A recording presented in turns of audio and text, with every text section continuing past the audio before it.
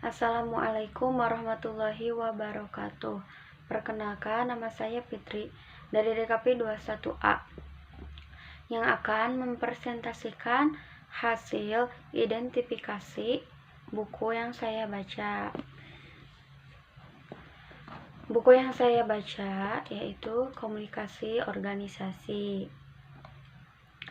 Di sini saya ditugaskan untuk mempresentasikan hasil identifikasi masuk dalam kategori cara pendekatan berpikir apakah mata kuliah teori komunikasi menurut mahasiswa. Oke, menurut saya, menurut buku yang saya baca, komunikasi itu adalah suatu jaringan komunikasi antar manusia yang saling bergantung satu sama lain dengan konteks organisasi. Dalam sebuah organisasi, di dalamnya terdiri atas orang yang memiliki tugas masing-masing serta saling berkaitan satu sama lain. Berhubung buku ini sangat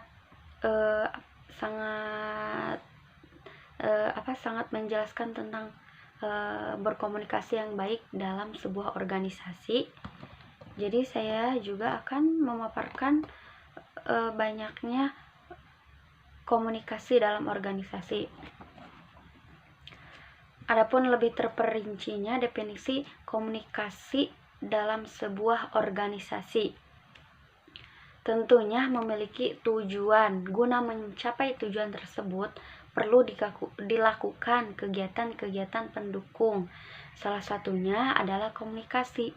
Komunikasi mempunyai pengertian yang berbeda dari berbagai para ahli, namun tetap memiliki makna yang sama.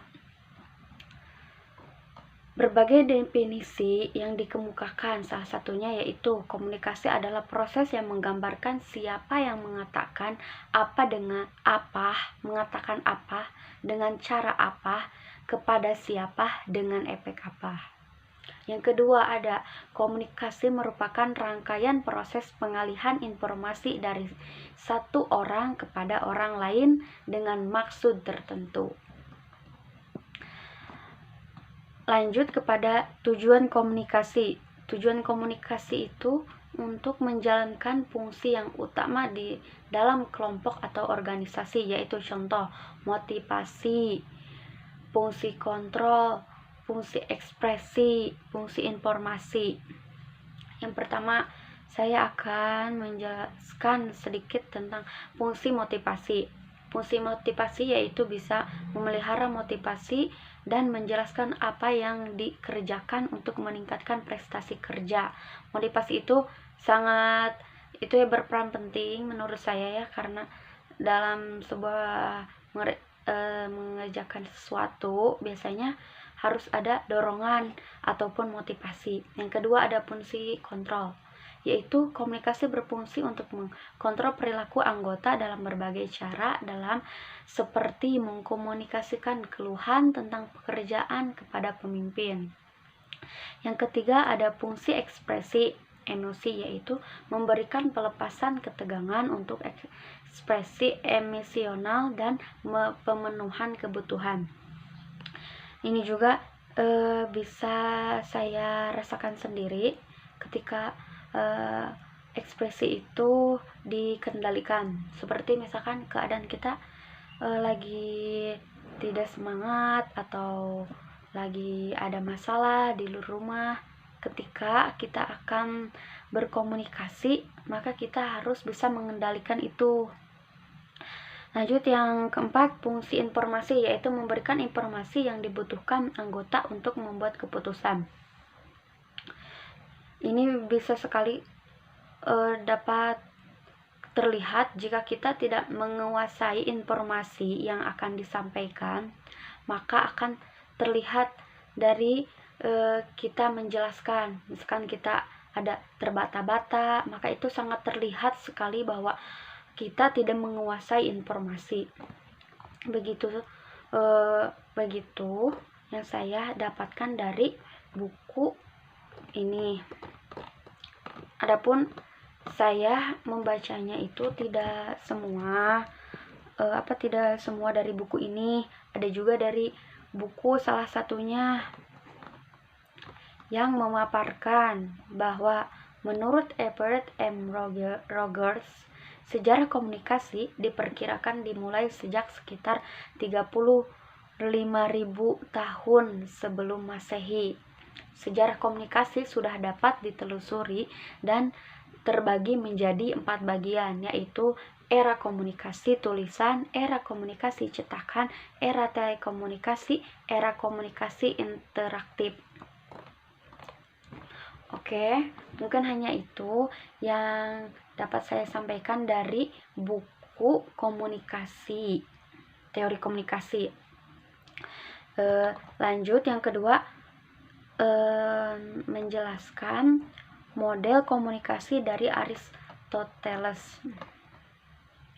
Gini, pengertian model komunikasi Aristoteles yaitu Aristoteles merupakan salah satu seorang filsuf Yunani yang merumuskan model komunikasi dengan model yang paling klasik di antara model komunikasi lainnya. Pada umumnya, para pakar komunikasi menyebutkan sebagai model retoris.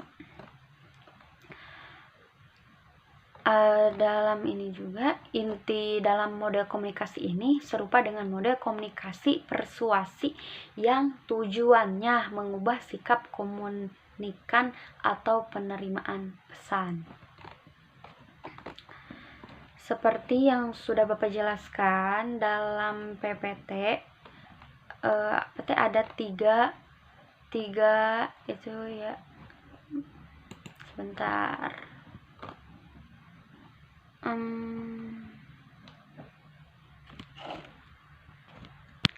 Lanjut, yang sudah Bapak jelaskan dalam materi itu, Aristoteles menggunakan model speaker, speak, dan audience. Oke, saya jelaskan sedikit ya.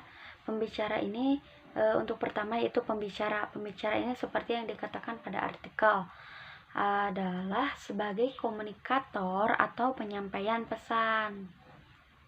Yang kedua yaitu merupakan suatu informasi yang akan disampaikan dari pembicara untuk komunikator kepada komunikan atau penerima pesan. Yang ketiga yaitu audiens. Di sini merupakan lawan bicara dari pembicara atau biasa disebut sebagai komunikan.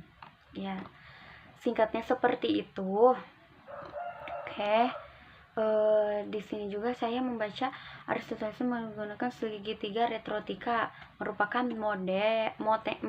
metode dalam penyusunan beberapa kalimat yang tepat yang bersifat persuasi. Yang tiga ini ada ethos, logos, dan pathos gitu. Adapun contoh model komunikasi Aristoteles dalam sehari-hari, contohnya seperti mahasiswa yang memimpin diskusi di kelas, atau guru memberi materi kepada siswa dan siswinya, ataupun orang tua atau yang biasa memberi nasihat itu ayah kepada anak-anaknya. Mungkin hanya itu yang dapat saya sampaikan. Kurang lebihnya mohon dimaafkan bila benar itu datangnya dari Allah, dan yang saya baca kalau ada salahnya itu semata-mata dari kebodohan saya. Mungkin hanya itu yang dapat saya sampaikan. Wassalamualaikum warahmatullahi wabarakatuh.